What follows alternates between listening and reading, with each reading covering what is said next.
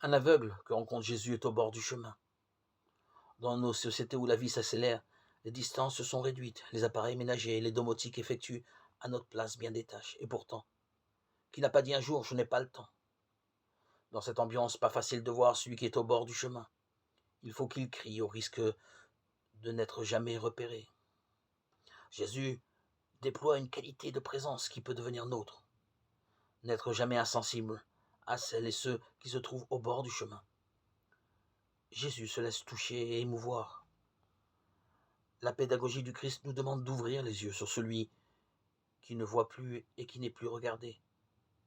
Aujourd'hui, pas besoin de nombreuses informations internationales pour savoir que nombreux sont ceux qui ne comptent pas. L'attitude de Jésus est stimulante pour se rendre attentif à l'autre.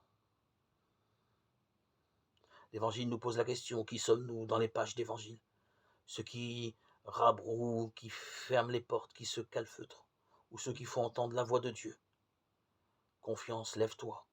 Les chrétiens sont appelés à être des porte-voix du Christ.